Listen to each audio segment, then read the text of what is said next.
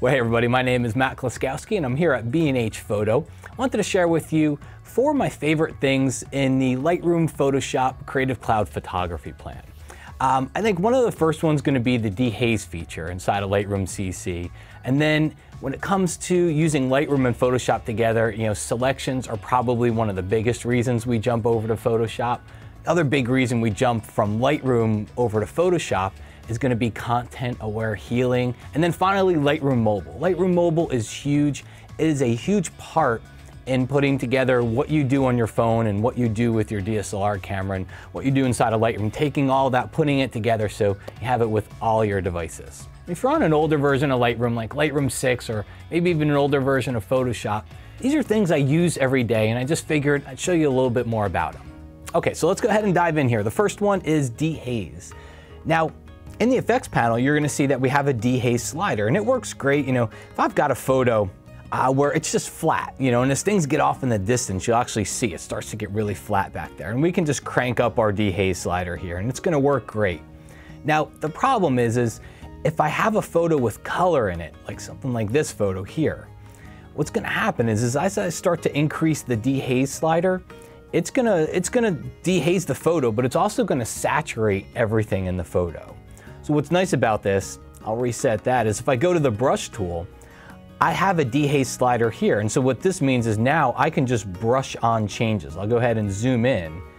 And instead of dehazing the entire mountain and the entire sky in the foreground, now I can just paint it right where I want it. So that way it doesn't go in and it doesn't affect the whole photo and start to oversaturate those colors. It really just sticks in with the parts of the photo that I want it to. For the next one, we're gonna dive into selections. I think Lightroom is really good at overall changes to our photos, whether it's gonna be exposure and shadows and highlights and color. But what Lightroom doesn't have is a selection tool. If you needed to be really refined in what you're doing, or maybe even take part of one photo and mix it with another photo and replace somebody's background. So that's why we jump over into Photoshop. One of the tools that we have here is called the Quick Selection tool. And what it does is it's basically a brush. So all I would do is just brush over whatever I wanted to make a selection of. You see, it does a good job. It snaps to the edges.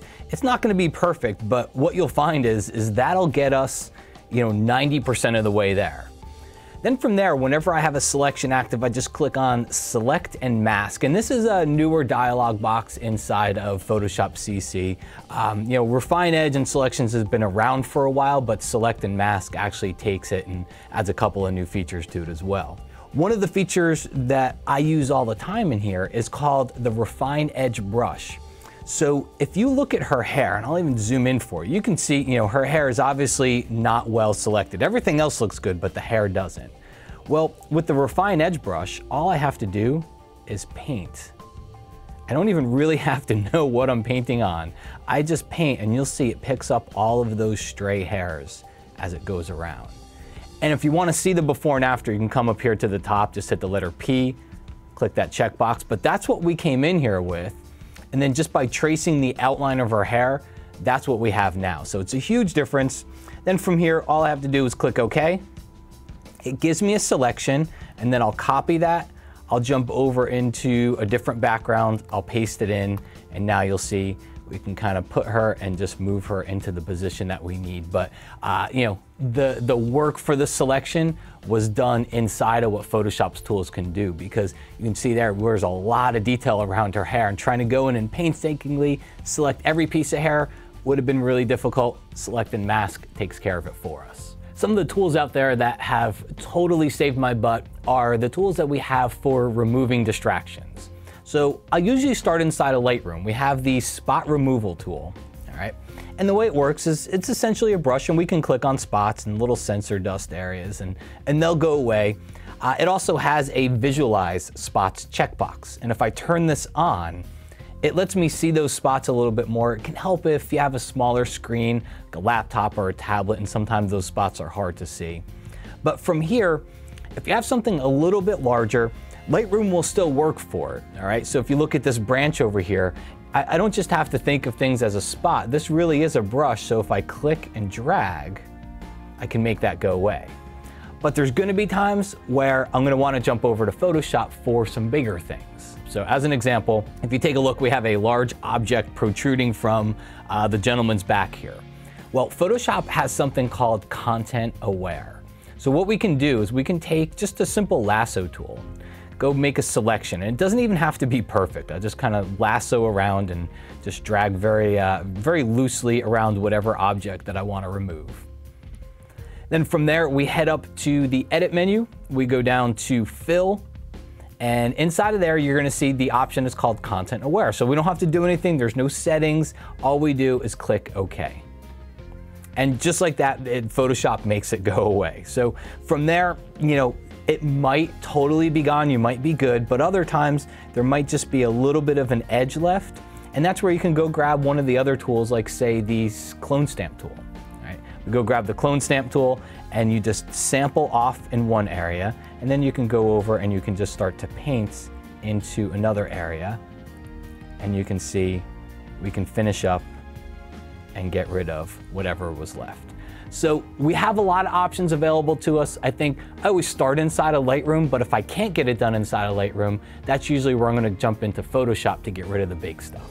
If you find yourself taking photos with multiple devices, like your phone and your tablet and your DSLR, you want all those photos to live in one place, Lightroom Mobile is the way to go. All right, so the idea here is I created a collection called Colorado, all right? And whether it's a trip or an event, you're taking photos with your phone, but if you bring your camera alone, you want to be able to have access to those photos. So I can have this collection, go inside of it, I can add photos with the little button at the bottom from my camera roll on my phone.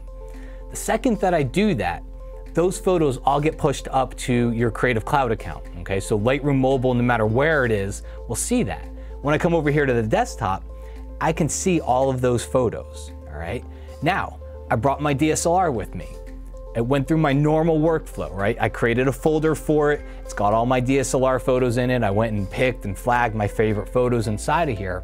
Well, I can take those photos and I can drag those right into my Colorado collection.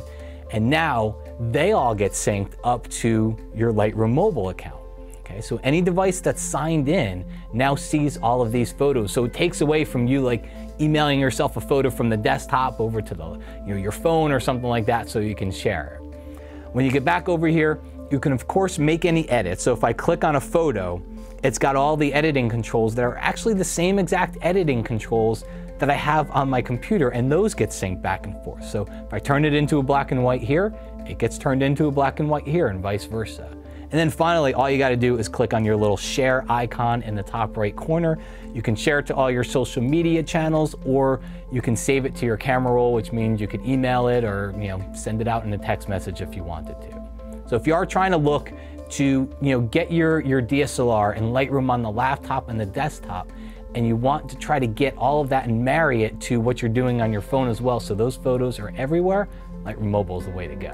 Folks, thanks so much for hanging around with me for a few minutes here. These are just some of my favorite little tips and tricks between Lightroom and Photoshop CC.